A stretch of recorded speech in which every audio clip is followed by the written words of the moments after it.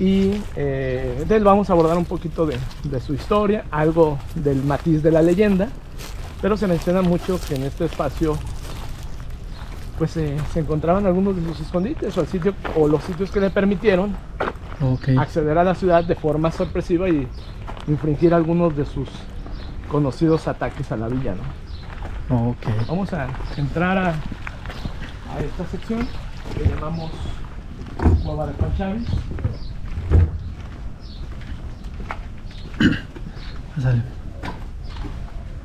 Y bueno, ya les comentaré, de manera inicial pues está este espacio que todavía pues ingresa un poquito de luz a través de las ventanillas. Sí. Pero conforme vayamos avanzando, lo cual haremos bajo esta condición de oscuridad, un poco a manera de inmersión en el espacio aquí semi-subterráneo, sí, para luego a través de un audio escuchar una breve historia que nos habla de un momento específico sobre la historia de este personaje. Aquí está. Nacido en 1831 en la hacienda de Peñuelas, y quien pues al parecer habría sido hijo ilegítimo de don Juan Dávalos, el dueño de esta hacienda. Aún existe la hacienda de Peñuelas, sí, ¿verdad? Sí, aún existe el casco, y que bueno, pues afortunadamente ya quedó dentro de un área natural protegida. Eso es, se decretó un área natural protegida para este espacio por el valor natural y cultural que el sitio tiene. Bueno, la bandera del Segundo Imperio Mexicano y el propio Maximiliano de Habsburgo que tenemos ahí en este cuadro, pues hay una relación en razón justamente que Juan Chávez se menciona que se habría sumado al ejército franco-mexicano que apoyaría a este personaje austriaco, que finalmente fue impuesto como gobernante o como emperador aquí en nuestro territorio por algún lapso de tiempo, apoyado particularmente por el ejército francés. Juan Chávez fue parte de este ejército combinado entre mexicanos y franceses. Sí. Y que bueno, pues esa parte es como la que poco conocemos, ¿no? La parte del personaje histórico es la que menos conocemos. Más conocemos al personaje legendario. Sí. Vamos a adentrarnos a este sitio y ya yo prendo un poquito mi lámpara. La recomendación aquí al ingresar es pues básicamente ir tocando un poquito Toca la pared para guiarnos, porque bueno, pues aquí sí está un poquito más angosto. Voy yo un poquito hacia el frente, ustedes justo detrás de mí. Está un poquito irregular aquí la pared, bueno, pero esto trata de siempre simular esta cavidad subterránea como las que él utilizó. Se menciona muy particularmente en el Cerro de los Gallos. Sí. Aquí les guío para ubicarles en esta parte central. Los voy a ubicar justo en un punto donde luego vamos a ir conociendo un poquito este lugar, un poquito más adelante, vénganse, sin miedo. Y hasta aquí. Ahora de frente a mí, voy a apagar mi lámpara y vamos a escuchar una historia que nos remonta justo a ese momento en el que este personaje pues cobraba importancia en nuestro territorio a partir de una serie de acciones que luego le llevaron pues a volverse un personaje hasta cierto punto pues legendario. Sí, y por unos odiado, pero por otros muy apreciado, ¿no? Este personaje era como contrastante para la sociedad de mediados del siglo XIX. Vamos a escuchar una historia breve. Y ya justamente vamos a ir descubriendo lo que tenemos ahí enfrente, que es un poco el dibujo de toda esta serie de relatos que describen los sitios.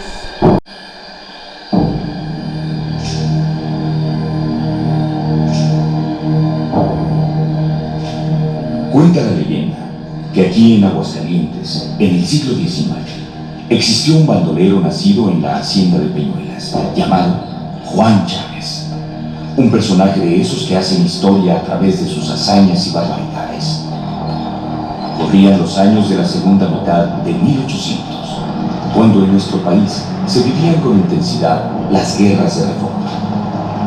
Una lucha sin cuartel que disputaban los partidos liberal y conservador en busca del poder político.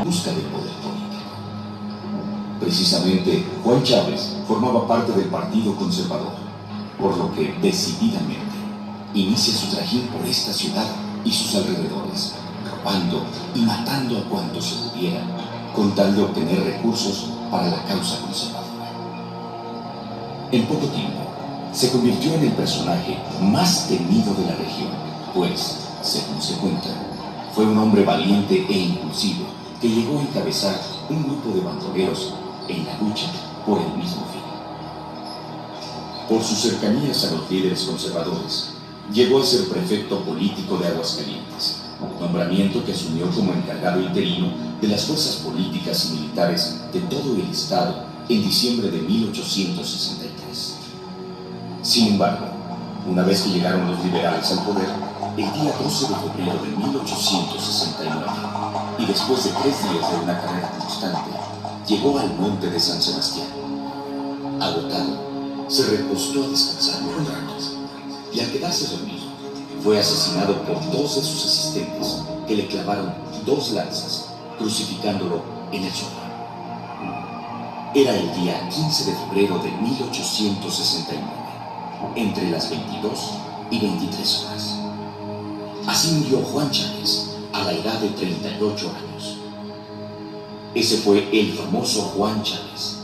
Y cuídense, porque se dice que por estos lugares aún se aparece su espíritu. No, pues ninguna duda ya. Muy bien, pues vamos ahora al sitio donde nace la leyenda. Ok. Si bien este espacio se considera como una área representativa de la Cueva del Cerro de los Gallos, ahora vamos para diferenciar de este espacio del que originalmente aquí se constituyó como un espacio de importancia, sobre todo hidrológica, por el manejo del agua. Muy bien. Vamos a acercar cuerpo. Muy bien. Adelante. Ya podemos ver un poquito mejor. Bueno, continuando con nuestro recorrido, vamos un poquito hacia la parte sur de esta zona. Este es el sistema de compuertas de la presa. Tenemos 2 vías en las cuales se desaloja el agua de la presa El Cedazo, que básicamente es un vaso regulador. No es tanto el propósito de almacenar agua, sino de evitar que las escorrentías desde la parte oriente pues no afecten de ninguna manera, sobre todo en las grandes crecidas de agua La ciudad. en el temporal, que no afecte los entornos aquí inmediatos, ¿no? Ok. Es una escorrentía en la que en el temporal de lluvia pues, sí trae un caudal considerable.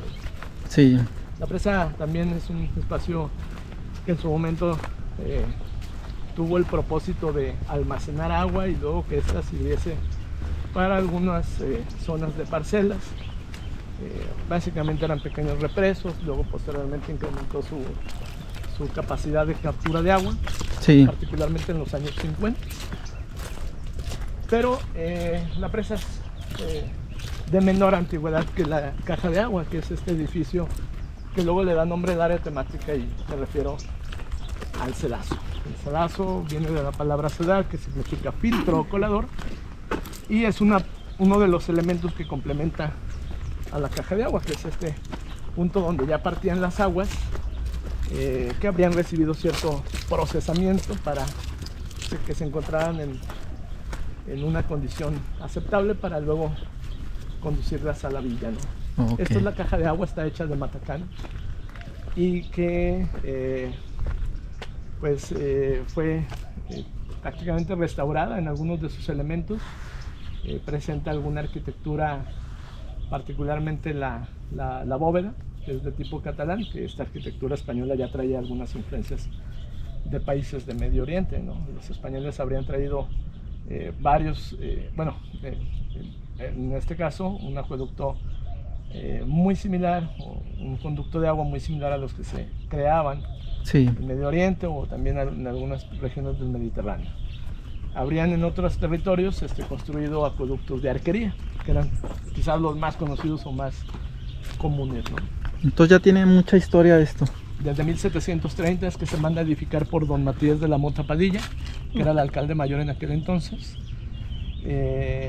Pues se ve la necesidad de conducir agua a la creciente población allí en lo que era Triana, El Encino, un poco el barrio de la Salud, que también iba creciendo un poco su población, y que bueno, pues el manantial de Ojo Caliente tenía esa misma función de Sí. abastecimiento del agua, pero para dar un mejor abasto pues se construye esto, ¿no? Aquí tenemos como camino empedrado, es básicamente el punto donde infiltran aguas que proceden del arroyo de los Macíes, y luego posteriormente se dirigían hacia esta caja de agua por un paso subterráneo. Aquí vemos esto que algunos los conocen como chumaceras, respiraderos, daba algo de ventilación al ducto que venía desde la parte nororiente. Ahí vemos todavía un pequeño flujo de agua. Y ya posteriormente, que ingresaba aquí a la caja de agua, que es un cuerpo cilíndrico, ya observamos que no presenta ya el revestimiento que originalmente pudo tener, solamente indicios de estos como enjarres. Ya queda poco de estos elementos. Y bueno, ya al interior de esta, que es la edificación visible, porque bueno, pues la mayor parte de la obra se constituyó en esencia del túnel conductor de aguas que nace justamente ya aquí y que iba en dirección poniente inicialmente. Un primer tramo iba en esa dirección. La gente luego pues especulaba que este túnel tendría su desembocadura en el Cerro del Muerto, lo cual, si bien tiene una dirección inicialmente hacia allá, en definitiva luego tenía una redirección hacia la parte norte y finalmente una desembocadura en el Jardín de la Paz, que es el que ahora conocemos como el Jardín del Encino. Ok. Vamos a bajar. Y entonces ya percibimos una temperatura un poquito más húmeda. baja.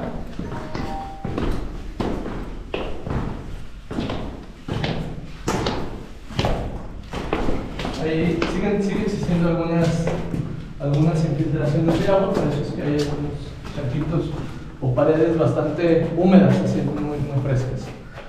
En esencia es un cuerpo cilíndrico, una bóveda, como les mencionaba, de tipo catalán, la cual fue reconstruida enteramente, su escalinata también fue reconstruida y algunas de sus columnas. Al paso del tiempo este lugar cayó en deterioro y es por eso que el proyecto del Caracol nace rescatando esta obra arquitectónica de valor histórico. Ahí delante nuestro está el acceso al túnel, que este es el primer tramo que se aperturó para, digamos, un proyecto que consideraba aperturar otros tramos y que la gente los pudiera conocer. Sí. En la parte central tenemos un pozo de sedimentos.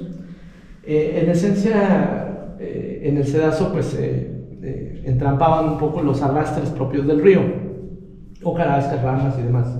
Sí. Aquí en este punto, por el peso, los lodos iban al fondo de esta fosa que tiene 2,5 metros y el agua ya continuaba libre de esos elementos que quedaron al exterior o aquí en esta fosa, y el trayecto continuaba por un poco de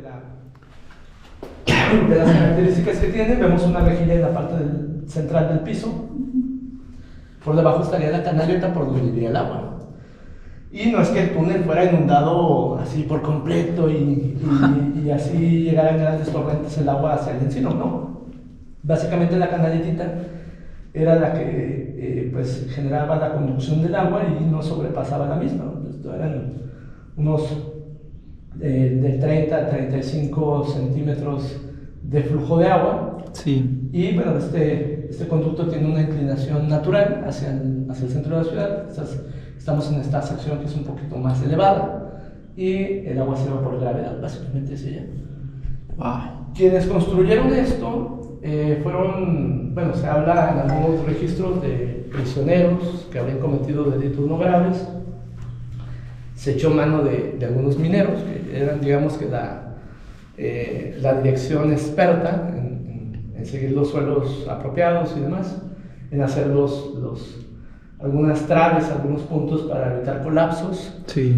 Y también se habla de esclavos que también fueron traídos aquí a este lugar para realizar el túnel, en el que no se tiene así como un estimado en tiempo de cuánto duró el hacer la excavación de este túnel. De aquí está el encino, pero sí se menciona algún dato que nos parece relevante, que en 10 años avanzaron 400 metros. En total tiene 3.942 metros.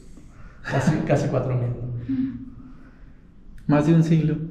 Yo creo que tardaron, porque de hecho, bueno, lo inicia don Mateo de la Mota Padilla, pero él no ve concluir la obra, él la inicia, pero se cree que administraciones posteriores fueron las que lo concluyeron. Sí, ya se sabe que a mediados, por ejemplo, del siglo XIX esto ya estaba en función, de hecho incluso ya venía un poquito en declive, por lo cual se menciona también, por ahí hay algunos datos que no están del todo confirmados, pero se menciona que los propios esclavos que fueron traídos aquí fue para darle un poquito de mayor celeridad a la construcción. Sí. Y bueno, pues finalmente este lugar fue proveedor de agua a la villa, llegaba a una fuente y luego la gente concurría a la misma para tomar el agua en ese punto. Las crónicas describen que era apta para incluso el consumo humano, o sea, no solamente para el riego de algunas áreas donde sabemos que en el encino era muy dado a tener algunos huertos de árboles frutales, algunas hortalizas. Era un poco para abastecer eso, pero también para el consumo humano. El mismo filtramiento yo pienso que lo hacía, ¿verdad? Sí, los procesos varios que se daban a lo largo del trayecto. Su recorrido, ¿verdad? Nos dan claros indicios de que había un mejoramiento de las aguas si es que en algunos puntos iba algo turbia o algo. Pues ya al paso del punto subterráneo, del trayecto subterráneo, pues va mejorando su condición. Qué bien. Interesante. Demasiado interesante. Pues bueno, ahorita hemos ido un poquito de mediados del siglo XIX, que fue el tema de Juan Chávez, y que por cierto, aquí la relación con el personaje es que se menciona mucho que desde que fueron construidos